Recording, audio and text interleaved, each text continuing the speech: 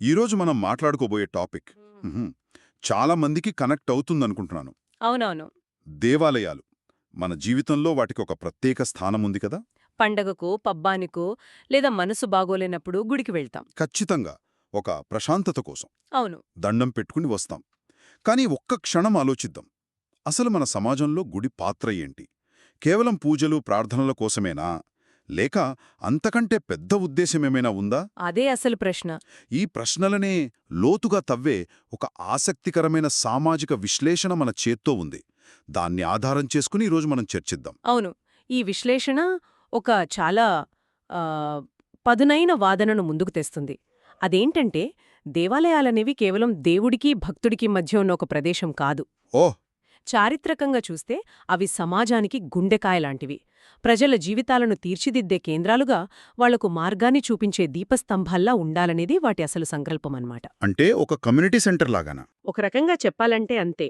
కానీ కాలక్రమేణా ఆ అసలు ఉద్దేశ్యానికి, ఇప్పటి వాస్తవ పరిస్థితులకు మధ్య చాలా పెద్ద అగాధం ఏర్పడింది అనేది ఈ విశ్లేషణలోని కీలకమైన అంశం. అంటే మనం ప్రస్తుతం చూస్తున్న దేవాలయాల స్వరూపం వాటి అసలు లక్ష్యానికి పూర్తిగా భిన్నంగా ఉందని అంటున్నారన్నమాట. ఇది చాలా పెద్ద మాటే. అవును. మరి ఈ విశ్లేషణ ప్రకారం అసలు సమస్య ఎక్కడ మొదలైంది? సమస్య మొదలైంది యాంత్రికతతో. అంటే అన్నీ ఒక రొటీన్గా మారిపోవడం. రొటీన్ అంటే? ఉదయం సుప్రభాతం, తర్వాత అభిషేకం, సాయంత్రం హారతి, మధ్యలో భజనలు ఇవన్నీ జరగకూడదని కాదు, కానీ గుడి అంటే కేవలం ఇవి మాత్రమేనా అనేదే ఇక్కడ ప్రశ్న. హ్మ్, ఒకప్పుడు దేవాలయమంటే ఆ ఊరి సామాజిక కేంద్రం. ఆ విశ్లేషణలో ఒక ఊహజనిత ఉదాహరణ చెప్తారు. ఒక గ్రామంలో కరువు వస్తే అక్కడి దేవాలయం కేవలం పూజలతో ఆగకుండా ప్రజలందరినీ ఒకటి చేసి ఆహా, ఉన్న ధాన్యాన్ని సేకరించి ఒక ధాన్యాగారంగా మారి అందరికీ పంచిపెట్టింది. అంటే సంక్షోభ సమయంలో ఆధ్యాత్మిక కేంద్రం సామాజిక బాధ్యతను కూడా తీసుకుంది. భలే ఉంది ఈ ఉదాహరణ. ఆ స్ఫూర్తి ఇప్పుడు లూపించి కేవలం కర్మకాండలు మాత్రమే మిగిలాయని ఈ విశ్లేషణ ఆవేదన వ్యక్తం చేస్తోంది. ఇది వింటుంటే దేవాలయాలు కేవలం ఆధ్యాత్మిక కేంద్రాలే కాదు, ఒక రకంగా ఎడ్యుకేషన్ సెంటర్స్, కమ్యూనిటీ హాల్స్ కొన్నిసార్లు హా, న్యాయస్థానాలుగా కూడా పనిచేసేవేమో అనిపిస్తోంది. ఖచ్చితంగా. పండితుల పాత్ర అక్కడే కీలకడు. వారికున్న జ్ఞానం, శాస్త్ర పరిచయం అది కేవలం మంత్రాలు చదవడానికో, జాతకాలు చెప్పడానికో కాదు, మరి దేనికి? సమాజానికి దిశానిర్దేశం చేయడానికి. ఈ విశ్లేషణ ప్రకారం సమాజ పురోగతికి ఉపయోగపడని జ్ఞానాన్ని పండితత్వంగా గుర్తించలేం. ఓ, ఇది చాలా బలమైన వాదన. కానీ ప్రస్తుతం చాలామంది పండితులు తమ జ్ఞానాన్ని కేవలం జీవనోపాధికి మాత్రమే పరిమితం చేస్తున్నారు. వాళ్లు సమాజంలోని సమస్యలను పట్టించుకోవడం లేదు, ప్రజలను చైతన్యవంతుల్ని చేయడం లేదు. కేవలం తమ దగ్గరకు వచ్చినవారికి పూజలు వ్రతాలు చేయించి పంపిస్తున్నారు. వాళ్ళ తప్పని కూడా అనలేం కదా, వ్యవస్థ అలా తయారైందేమో. అదే, వ్యవస్థాగతంగా వారి పాత్ర చాలా సంకుచితమైపోయింది. అయితే ఇక్కడ నాకొక సందేహం వస్తోంది. కొంతమంది ఏమంటారంటే ఈ యాంత్రికతలోనే ఒక ప్రశాంతత, ఒక క్రమశిక్షణ దొరుకుతుందని అంటారు కదా. రోజూ ఒకేలా పూజ చేయడం, అదే మంత్రాలు వినడం వల్ల మనస్సు నిలకడగా ఉంటుందని, ఆ రొటీన్లో ఒక ధ్యానం లాంటి అనుభూతి కలుగుతుందని నమ్మేవారు కూడా చాలామందున్నారు. మరి ఈ విశ్లేషణ ఆ వాదనను పూర్తిగా విస్మరిస్తోందా? మంచి ప్రశ్న. ఆ విశ్లేషణ దీన్ని విస్మరించదు, కాని ప్రశ్నిస్తుంది. వ్యక్తిగత ప్రశాంతత ముఖ్యమే, కాదనలేం. అవును, కాని అది మాత్రమే దేవాలయం యొక్క అంతిమ లక్ష్యం కాదు కదా అనేది దాని వాదన. వ్యక్తిగత శాంతి సామాజిక శ్రేయస్సుకు పునాది కావాలి. అంతే తప్ప సమాజంలో అన్ని సమస్యలు అగ్నిగుండంలా మండుతుంటే నేను గుడిలో కూర్చొని ప్రశాంతంగా ఉన్నాను అనుకోవడం అది ఒక రకమైన పలాయనవాదమవుతుంది. అంటే ఎస్కేపిజం. అవును, ఆ ప్రశాంతత నుంచి స్ఫూర్తి పొంది బయటకు వచ్చి సమాజానికి ఏదైనా చెయ్యగలగాలి.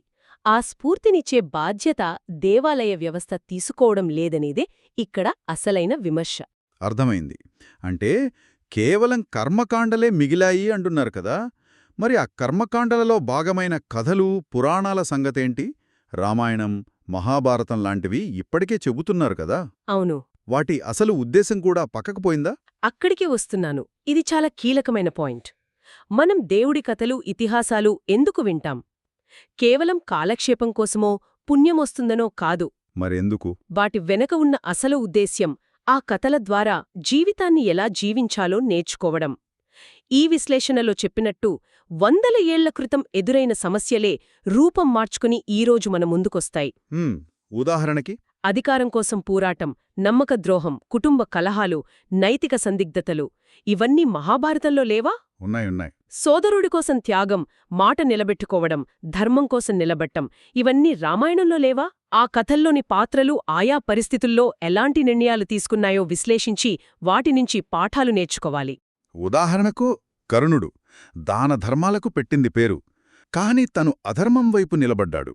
ఈ ఒక్క పాత్రను తీసుకుని ఈరోజు కార్పొరేట్ ప్రపంచంలో ఎథికల్ డైలమాస్ గురించి ఎంత అద్భుతంగా వివరించవచ్చో. సరిగ్గా అదే పాయింట్. ఒక కంపెనీ సమాజానికి ఎంతో సేవ చెయ్యొచ్చు, కాని దాని వ్యాపార పద్ధతులు తప్పుగా ఉండొచ్చు.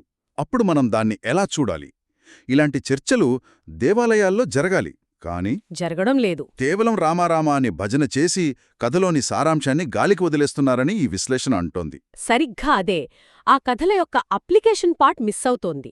సమస్య వచ్చినప్పుడు గతంలో అలాంటి పరిస్థితిని ఎదుర్కొన్నవారు ఎలా స్పందించారో తెలిస్తే మనకొక దారి దొరుకుతుంది. ఆ స్ఫూర్తినివ్వడమే పురాణాల లక్ష్యం. కాని ఇప్పుడు కథను ఒక పవిత్రమైన వస్తువుగా చూస్తూ దాన్ని వర్తమానానికి అన్వయించడానికి భయపడుతున్నారంటారా? ఒక రకంగా అంతే. దాంతో ఆ గొప్ప జ్ఞానం కేవలం గ్రంథాలకే పరిమితమైపోతోంది. మనం ఏదైనా పని చేస్తే ఫలితం ఆశిస్తాం. కనీసం ఆ పని ఎందుకు చేస్తున్నామో అయినా తెలుసుకుంటాం. కాని భక్తి విషయంలో అలా జరగడం లేదనిపిస్తోంది. అవును. ఈ వాదన చాలా ఆసక్తికరంగా ఉంటుంది. పని చెయ్యి కాని ఫలితం ఆశించకు అనే గీతాసారాన్ని మనం తప్పుగా అర్థం చేసుకుంటున్నామేమో అనిపిస్తోంది. ఎలా? దాని అర్థం అసలు ఏం పని చేస్తున్నామో తెలియకుండా గుడ్డిగా చేయమని కాదు, మనం చేసే పనిమీద శ్రద్ధ పెట్టమని. కాని ఇక్కడ చాలామంది దేవుణ్ణి పూజిస్తున్నారు. ఎందుకు? ఆయన గొప్పవాడు కాబట్టి అంటారు. అంతే. కాని ఆయన కథేంటి? ఎక్కడ పుట్టాడు? ఎలాంటి సవాళ్లను ఎదుర్కొన్నాడు? ఎలా గొప్పవాడయ్యాడు? అని అడిగితే చాలామందికి తెలియదు. ఆ గొప్పతనం వెనుకున్న కథ తెలియకుండా ఆ గొప్పతనాన్ని మనం ఎలా పూర్తిగా అర్థం చేసుకోగలం? ఇక్కడే ఆ విశ్లేషణ ఒక బలమైన పోలికను చూపించింది. దేవుడు ఒక పెద్ద సామాజిక సమస్యను పరిష్కరించాడు, అందుకే మనం ఆయన్ని పూజిస్తున్నాం. ఉదాహరణకు రాముడు రావణ్ణి సంహరించడం. అవును. కాని మన చరిత్రలో కూడా ఎంతోమంది రాజులు, నాయకులు, సంఘ సంస్కర్తలు వాళ్లు కూడా అసాధారణమైన పనులు చేశారు కదా. శివాజీ మహారాజ్, రాణి రుద్రమదేవి, అల్లూరి సీతారామరాజు వీళ్లంతా ప్రజల కోసం ప్రాణాలిచ్చినవారే. నిజం. మనం వారిని గౌరవిస్తాం, స్ఫూర్తిగా తీసుకుంటాం, కాని దేవుడిలా ఎందుకు పూజించడం లేదు? దీనికి సమాధానంగా ఈ విశ్లేషణ మన ఆలోచనా విధానాన్ని ప్రశ్నించే ఒక వాదనను వినిపిస్తోంది. ఏంటది? దేవుడైతే వరమిస్తాడు, కాని చనిపోయిన ఒక రాజు మనకు వరం ఇవ్వలేడు అనే ఒక నమ్మకం. ఓ!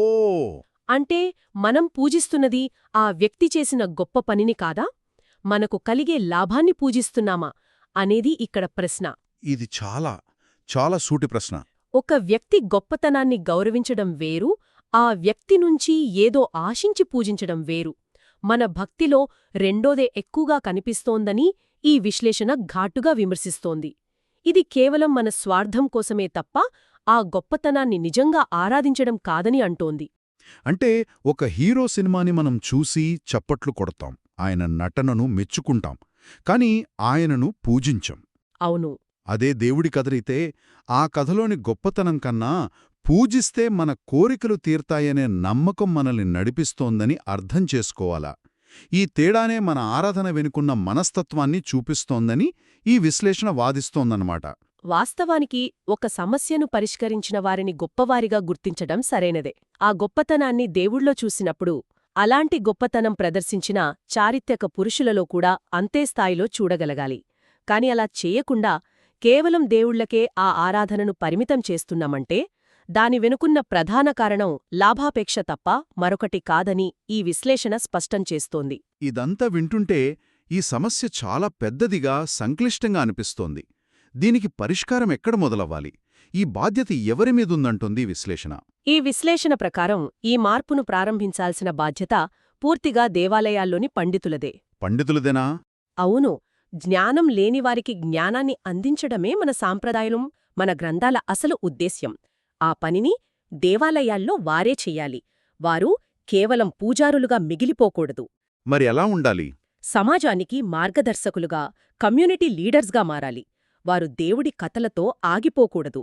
ఆ కథల్లోని స్ఫూర్తితో గొప్ప పనులు చేసిన మన చరిత్రలోని మనుషుల కథలను కూడా ప్రజలకు చెప్పాలి. అంటే ఒక ప్రవచనంలో రాముడి కథ చెప్పినప్పుడు రాముళ్లాగే ప్రజల కోసం అడవుల పాలైన అల్లూరి సీతారామరాజు కథను కూడా జోడించి చెప్పాలంటారా? ఎందుకు చెప్పకూడదు? ఒక సమస్యను దేవుడు ఎలా పరిష్కరించాడో చెప్పి, అలాంటి స్ఫూర్తితో మన పూర్వీకులు, మన రాజులు ఎలా సమస్యలను ఎదుర్కొన్నారో కూడా వివరించాలి. అప్పుడు ప్రజలకు అది ఇంకా బాగా కనెక్ట్ అవుతుంది. ఖచ్చితంగా. ప్రజలకు కావాల్సింది అదే కదా. ఒక సమస్య వచ్చినప్పుడు ధైర్యం కావాలి, ఆత్మవిశ్వాసం కావాలి. అది గొప్ప మనుషుల కథలు విన్నప్పుడు వస్తుంది. నిజమే. ఆ కథలు దేవుడివి కావచ్చు, లేదా దేవుడి స్ఫూర్తితో పనిచేసిన మనుషులవి కావచ్చు. చూడండి, మన చరిత్రలో ఇలాంటి కష్టాలొచ్చినప్పుడు మనవాళ్లు ఇలా పోరాడారు, మనం కూడా పోరాడగలం అనే భరోసా ఇవ్వాలి. ఈ పని చెయ్యాల్సిన అయ్యగార్లు మ్మ్. కేవలం పూజలు, అర్చనలకే పరిమితమైతే ఎలా? సమాజంలో అవినీతి, అనైతికత పెరిగిపోతుంటే వాటి గురించి మాట్లాడకుండా కేవలం భజనలు చేస్తే సమాజం ఎలా మారుతుంది అని ఈ విశ్లేషణ సూటిగా ప్రశ్నిస్తోంది. నిజమే. దేవుడు వచ్చి మార్చడు, మనమే మారాలి. ఆ మార్పునకు కావలసిన స్ఫూర్తిని, దిశానిర్దేశాన్ని అందించే కేంద్రాలుగా దేవాలయాలుండాలి. పండితులు ఆ పాత్రను పోషించాలి.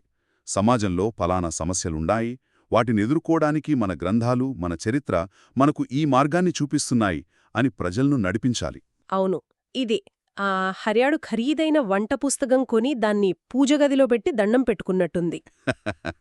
మంచి పోలిక. ఆ పుస్తకంలో ఎన్నో అద్భుతమైన వంటకాల గురించి రాసి ఉంటుంది. కాని ఆ పుస్తకాన్ని చూసి వంట చేస్తేనే కదా మన కడుపు నిండేది. జ్ఞానం కూడా అంతే. పురాణాల్లో, ఇతిహాసాల్లో ఉన్న జ్ఞానాన్ని ఆచరణలో పెట్టి వర్తమాన సమస్యలకు పరిష్కారంగా మార్చినప్పుడే సమాజానికి మేలు జరుగుతుంది. లేదంటే ఆ జ్ఞానం నిరర్థకమే. మొత్తానికి ఈ విశ్లేషణ మన ముందుంచిన సారాంశమేమిటంటే, దేవాలయాల అసలు ఉద్దేశం సమాజానికి జ్ఞానాన్ని, స్ఫూర్తిని, మార్గదర్శకత్వాన్ని అందించడం. అవును. కాని నేడు అవి కేవలం యాంత్రికమైన కర్మకాండలకే పరిమితమై తమ అసలు పాత్రను మరిచిపోతున్నాయనేది ఒక బలమైన వాదన. ఇది కేవలం దేవాలయాలకే పరిమితమైన విషయం కాదు. లోతైన జ్ఞానాన్ని, చరిత్రను కలిగి ఉన్న ఏ సంస్థ అయినా, అది మతపరమైన, విద్యా సంబంధమైన, దాని ప్రాథమిక కర్తవ్యాన్ని మరిచిపోయి కేవలం ఆచారాలకు, డిగ్రీలకు పరిమితమైతే సమాజానికి అసలైన ప్రయోజనం చేకూరదు. జ్ఞానాన్ని జీవితానికి అన్వయించుకోలేనప్పుడు ఆ జ్ఞానానికి విలువుండదు. సరిగ్గా. ఈ చర్చ పండితుల బాధ్యతపై, దేవాలయాల పాత్రపై దృష్టి సారించింది. కాని ఇది వినేవారికి కూడా ఒక ప్రశ్నను మిగులుస్తోంది. మనం ఒక గొప్ప కథ నుండి స్ఫూర్తిని పొందినప్పుడు, అది దేవుడి కథ కావచ్చు, ఒక స్వాతంత్ర్య సమరయోధుడి కథ కావచ్చు, ఆ గొప్పతనాన్ని కేవలం విని ఆహా ఎంత బాగుంది అని వదిలేయకుండా, దానిలోని ఒక్క చిన్న అంశాన్నైనా మన జీవితంలోకి, మన చుట్టూ ఉన్న సమాజంలోకి ఎలా ఆవాహన చేసుకోవాలి? ఇది బహుశా మనం ఆలోచించాల్సిన అసలైన విషయం.